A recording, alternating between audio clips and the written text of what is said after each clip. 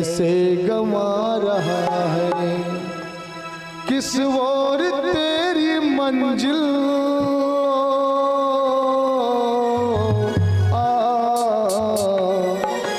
किस ओर तेरी मंजिल, किस ओर जा रहा है।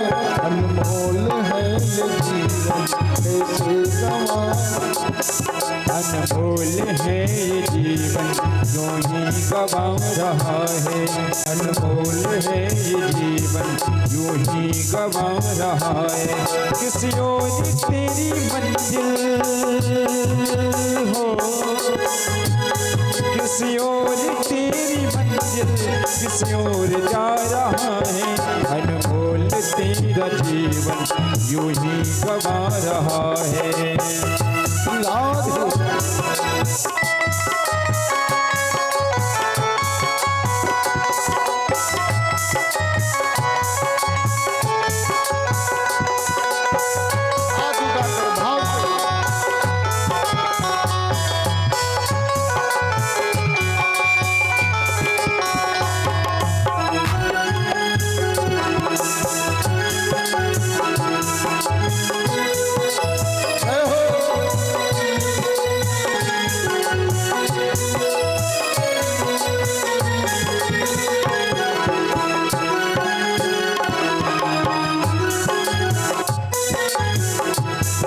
सपनों की नींद में ही ये रात ढल न जाए, सपनों की नींद में ही ये रात ढल न जाए। पल भर का क्या भरोसा ये जान निकल न जाए, पल भर का क्या भरोसा कहीं जान निकल न जाए। सपनों की नींद में ही ये रात ढल न जाए, सपनों की नींद में ही ये रात ढल न जाए। पल भर का क्या भरोसा ये जान निकल न जाए, पल भर का क्या भरोसा ये जान निकल न जाए। देती है ये सांसें, जिनकी है ये सांसें मुझे लुटा रहा है, जिनकी है ये सांसें यूं ही लुटा रहा है। किस ओर तेरी मंजिल हो, किस ओर तेरी मंजिल, किस ओर जा रहा है। अनमोल है ये जीवन कैसे गंवा रहा है, अनमोल तेरा जीवन यूं ही गंवा रहा है। निराल है तेरा जीवन यूं ही गंवा रहा है। किस ओर तेरी मंजिल हो, किसी और तेरी मंजिल, किसी और जा रहा है। अनमोल तेरा जीवन यूं ही गंवा रहा है।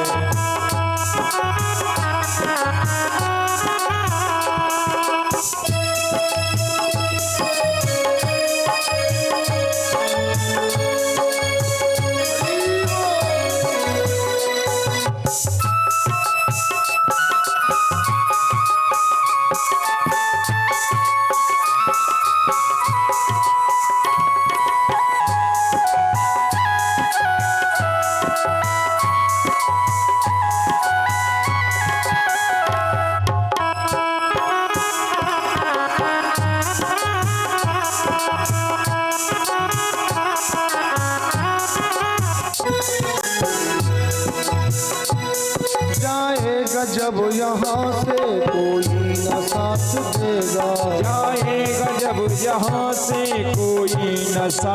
देगा, जाएगा जब यहाँ से कोई न साथ देगा। जाएगा जब यहाँ से कोई न साथ देगा, जाएगा जब यहाँ से कोई न साथ देगा।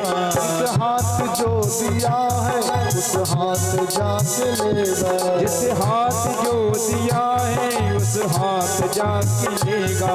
जिस हाथ जो दिया है उस हाथ जाके लेगा, इस हाथ जो दिया है उस हाथ जाके लेगा।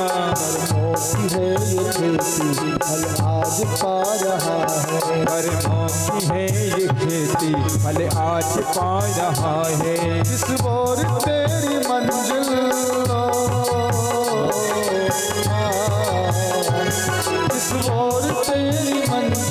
किस ओर जा रहा है, अनमोल है ये जीवन यूं ही गंवा रहा है, अनमोल है ये जीवन यूं ही गंवा रहा है। याद है हाथ उठा कर भाव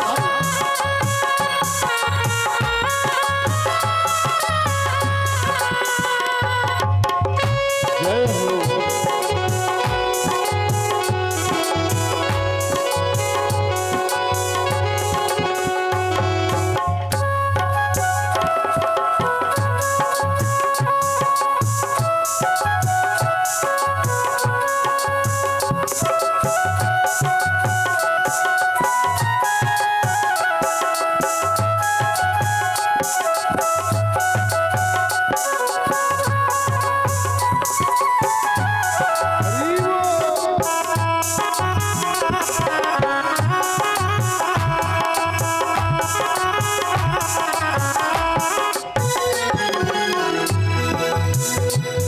जब तक है भेद मन में भगवान से जुदा है, जब तक है भेद मन में भगवान से जुदा है, जब तक है भेद मन में भगवान से जुदा है, जब तक है भेद मन में भगवान से जुदा है।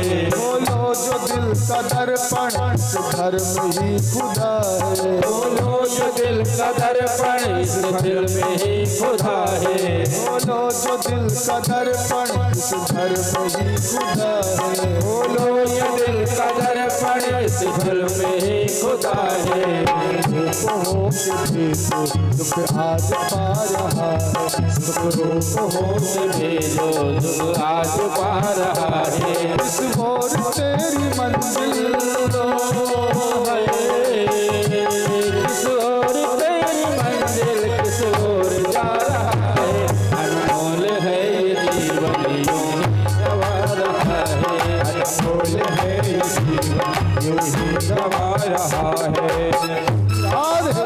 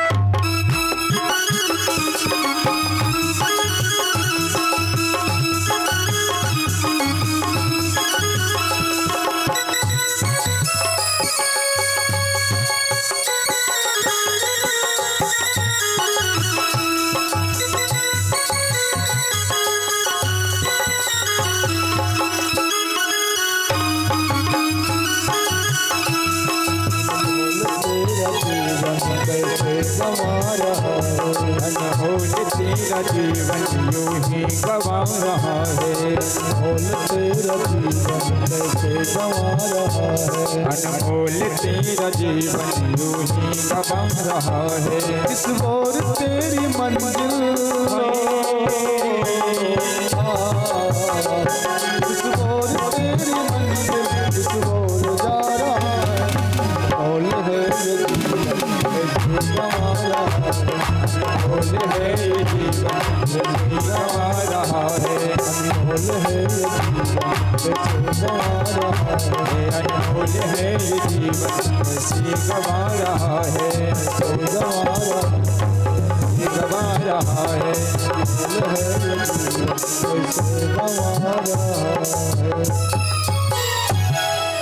अनमोल है ये जीवन कैसे गंवा रहा है, किस ओर तेरी मंजिल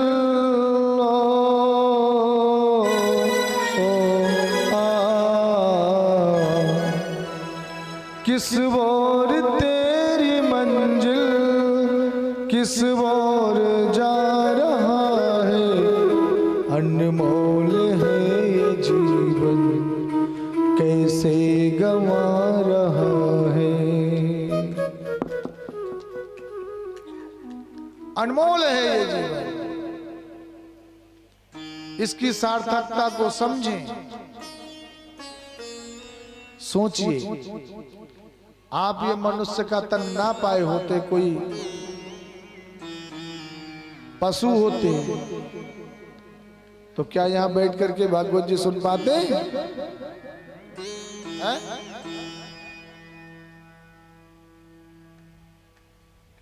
अच्छा, ये मानव का तन भी मिलता, दिमाग थोड़ा ना होता, खिसक गया होता, तो ये कोई समझ पाते कौन क्या कहना है? अच्छा, दिमाग भी ना किसका होता, कहीं लंगड़े लुंगड़े बना दिया होता तो क्या होता? पर भगवान का शुक्रिया अदा करो कि भगवान ने मानव का तन दिया, पहली कृपा। दूसरा, सोच विचार करने का पूरा ज्ञान दिया, हाथ पैर मुंह कान नाक सब बेटर बना करके दिया। तो अपने आप को कमजोर क्यों समझना? भगवान ने तो तुम्हारे ऊपर इतनी बड़ी कृपा करी है कि करोड़ों के ऊपर बैठा रखा है, लाखों के नहीं। कहां बैठा रखा है? करोड़ों के ऊपर। वो कैसे?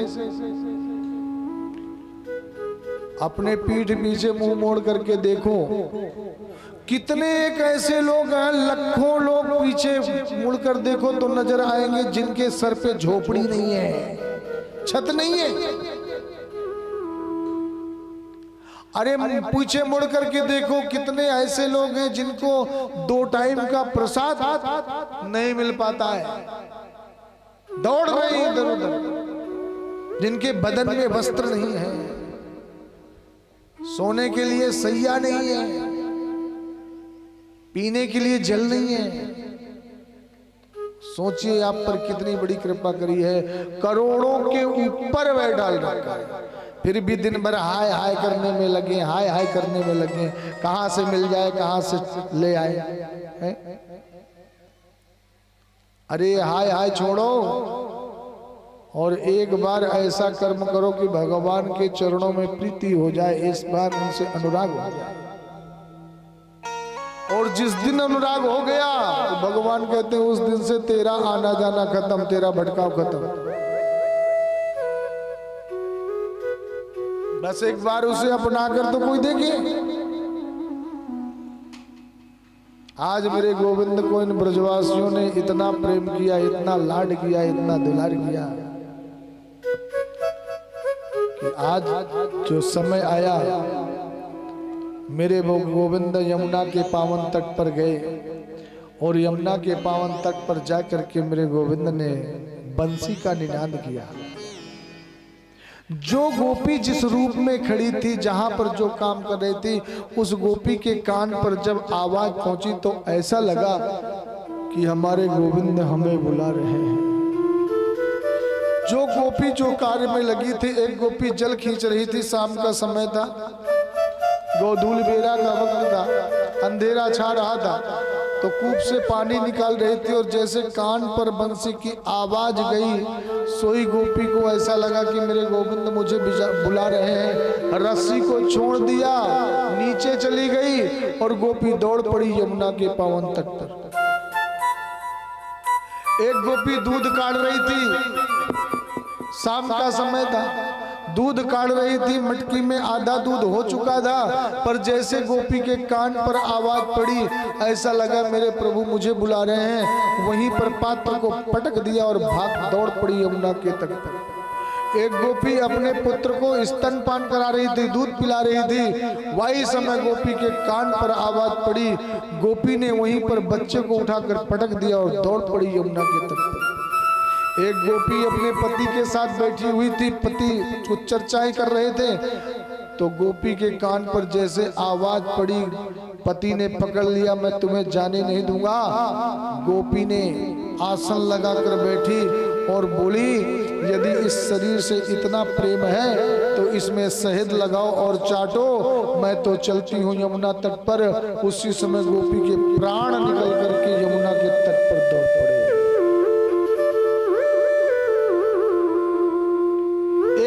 पीछे 10, 10 के पीछे 20, 20 के पीछे 50, 50 के पीछे 100, 100 के पीछे 1000 गोपियों की लाइन लग गई।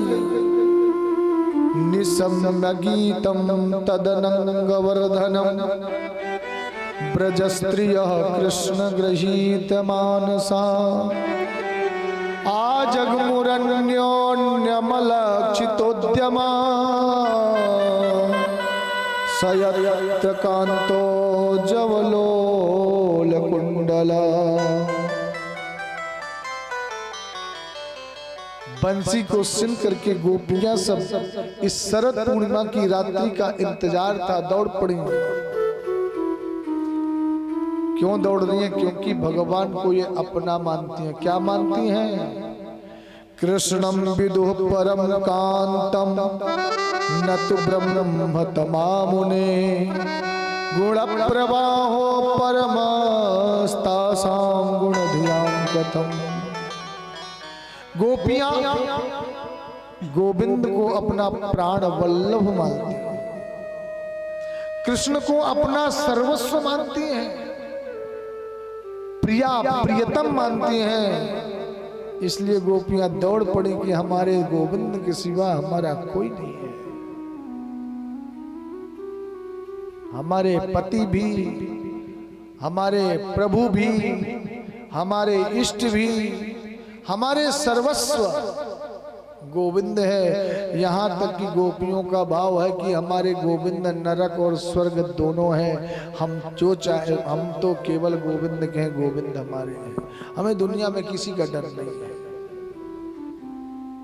इसीलिए तो मेरे प्रभु ने जब यमुना तट पर देखा कि गोपियां आ रही हैं, भगवान खड़े होकर के गोपियों का स्वागत किया।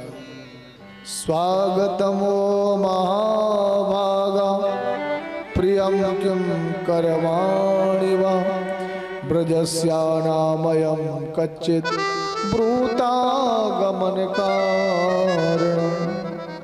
आओ देवी, ये नंद नंदन यशोदा नंदन श्री कृष्ण आप सभी गोपिकाओं का स्वागत करता है, स्वागत करता है। आइए। गोपियां मुस्कुराई, हंसी, वाह, इसका मतलब है हमें ही सरकार बुला रहे थे, बुलाया और अब हमारा स्वागत कर रहे हैं। पर स्वागत करते जैसे भगवान ने कहा ब्रूता गमन कारणम, और जैसे भगवान ने कहा ब्रूता गमन कारणम। स्वागत तो करता हूं, पर आना किस कारण हुआ ये आपको बताना होगा। सोई गोपियों का मुखमंडल मुरझाने लग गया। वाह, क्या बात है कन्हैया, पहले तो हमको बुलाया, बुला करके स्वागत किया, और स्वागत करने के बाद ये पूछ रहे हो ब्रूता गमन कारणम, आने किस कारण हुआ। भगवान ने कहा, जब गोपियों ने कोई प्रति उत्तर नहीं दिया तो भगवान ने कहा गोपियों मैं समझ गया। क्या समझ गए? आप ही बता दीजिए, आप किस लिए आई हो? अच्छा बताइए क्यों आई हैं? भगवान ने कहा रजन्ने सा घोर रूपा घोर सत्वा निसेविता प्रतियात ब्रजम ने हमस्ते हम स्त्रीभीषु मध्यमा। रजन्ने सा, ये घोर रात्रि को देखने आई हो कि ये चमकती हुई रात्रि कितनी सुंदर लग रही है, ये रात्रि को देखने के लिए आए होगे। तो गोपियों ने गर्दन हिलाई, नहीं नहीं हम इसलिए नहीं आई, रात्रि को देखने नहीं आई। तो अच्छा अच्छा अब समझा, इसलिए आई हो कि इस बढ़िया सुंदर प्रकाशमान रात्रि में, यहाँ रात्रि में खिलने वाले पुष्प कितने सुंदर लग रहे हैं। कौन कौन से पुष्प रात्रि में खिलते हैं। और गोपियों ने फिर गर्दन हिलाई, हम इसलिए भी नहीं आई। अच्छा अच्छा अब समझा क्यों आई हो। रजन्ने सा घोर रूपा घोर सत्वा निवेश राकेश कर रंजिता। इस समय तुम राकेश यानी चंद्रमा ये देखने आई हो कि ऊपर आकाश में चंद्रमा कितना शोभायमान होता है, कितना सुंदर दिख रहा है। चंद्रमा को देखने आई होंगी। बोले नहीं नहीं तो अच्छा अच्छा यमुना की लहरें देखने आई हो, कितनी सुंदर रात्रि में लहरें चल रही हैं। गोपियों ने फिर भी कहा, अपनी गर्दन हिला दिया, नहीं नहीं हम इसलिए नहीं आई। तो भगवान ने कहा गोपियों ऐसा है, अब इस समय तुमने यमुना जी का दर्शन भी कर लिया और अपने अपने कार्यों को भी कर गई, सब तुम्हें दर्शन हो गया। अब ऐसा करो अपने अपने घर को जाओ। दृष्टम वनम कुसुमितम राकेश कर रंजितम, तुमने सब कुछ देख लिया तो अब अपने घर को जाओ, क्योंकि जानती हो गोपियों पतिव्रता नारी को पर पुरुष के पास ज्यादा समय तक नहीं रहना चाहिए, क्योंकि पतिव्रता नारी में बड़ी सामर्थ्य होती है। इसलिए देवी रात्रि का समय है, अपने अपने पतियों को छोड़कर आई हो, सब लोग अपने अपने पतियों के पास जाओ। सोई गोपियों का सुंदर दर्पण चेहरा मुरझाने लग गया। भगवान ने की गोपियों पतिव्रता में वो सामर्थ्य है कि मैं आपको एक कहानी सुनाता हूं। क्या? भगवान कहते हैं गोपियों एक ब्राह्मणी थी, ब्राह्मणी बड़ी पतिव्रता नारी थी, जब तक पति का दर्शन ना करे तब तक प्रसादी नहीं पाती थी। इतनी पतिव्रता नारी थी, जब तक पति की सेवा न कर ले तब तक जल भी नहीं पीती थी।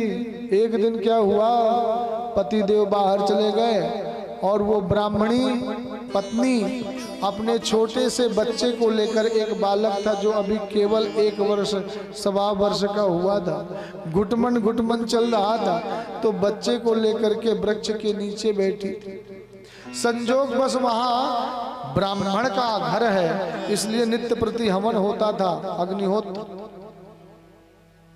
कुछ देर बाद पति आ गया और पति चूंकि काम करके आया था तो पत्नी के बगल में बैठ गया। वृक्ष था, गर्मियों का समय था, सुंदर हवा का झोंका आया, निद्रा आ गई तो पत्नी की गोद में सर रख करके पति सो गया।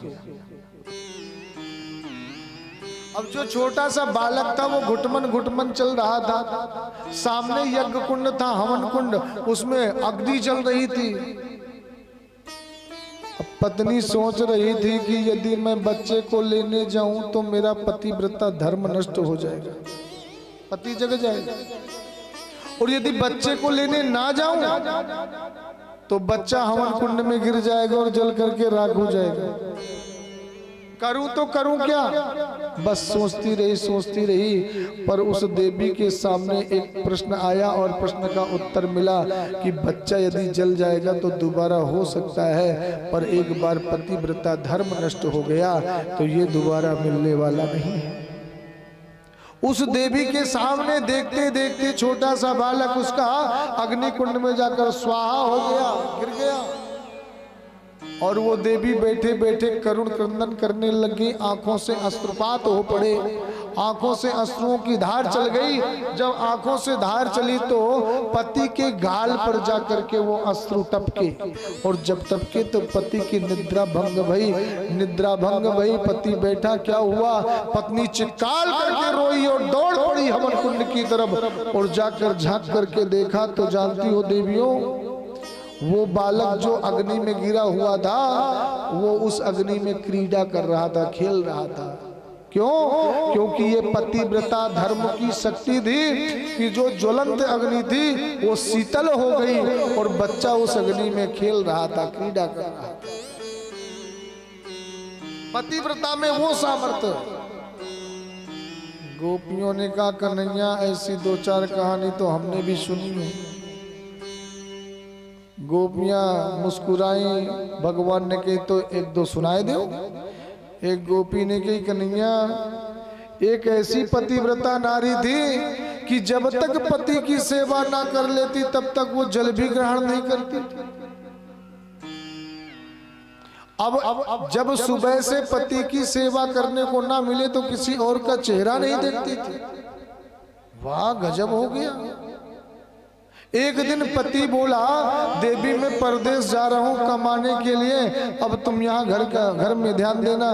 पत्नी हाथ जोड़कर खड़ी हो गई, सरकार स्वामी जब तक मैं आपकी सेवा नहीं कर लेती तब तक तो मैं अन्न जल ग्रहण नहीं करती, मैं क्या करूंगी, मेरे जीवन का क्या अर्थ है। पति ने कहा देवी लो मैं आपको एक तस्वीर देता हूँ, प्रातःकाल मेरी तस्वीर का दर्शन कर लेना, पूजा कर लेना और फिर प्रसादी पा लेना, भोग लगा देना। जब मैं आ जाऊंगा तो मेरी पूजा कर लिया करना। पत्नी को समझ में आ गया, पति तो परदेश चल गया तस्वीर दे करके, वर्षों कमाई करी और वर्षों के बाद आना था। इधर पत्नी उस तस्वीर की नित्य प्रति पूजा करती, भोग लगाती, इसके बाद प्रसादी पाती। वर्षों के बाद पति आया, प्रातःकाल समय था, पति अपने घर पहुंचा और इधर वो पत्नी देवी स्नान करके अपने पति की तस्वीर रख करके पूजा कर रही थी, अर्चन कर रही थी, भोग लगा रही थी। तब तक में पति आया और सांकड़ को खटखटाया, दरवाजा खोलो। अब पत्नी चूंकि पति की पूजा कर रही थी तो पत्नी सोच रही है कि यदि दरवाजा खोलने जाऊं तो मेरा पति व्रता धर्म नष्ट हो जाएगा, पति की सेवा छोड़कर जा रही है, और यदि बाहर ना जाऊं पति की सेवा करूं तो अतिथि सत्कार नहीं कर पाऊंगी, तो अतिथि का अपराध हो जाएगा, करूं तो करूं क्या। गोपियों ने कही कन्हैया अब आप बताओ इस देवी को क्या करना चाहिए, जाना चाहिए या नहीं। भगवान ने कहा इसमें पूछने की भी क्या बात है, यदि जिस चित्र की पूजा कर रही है यदि साक्षात आ गया तो तुरंत जाकर के दरवाजा खोलना चाहिए और हृदय से लगाना चाहिए। जैसे भगवान ने कहा सो गोपियों ने ताली बजाई।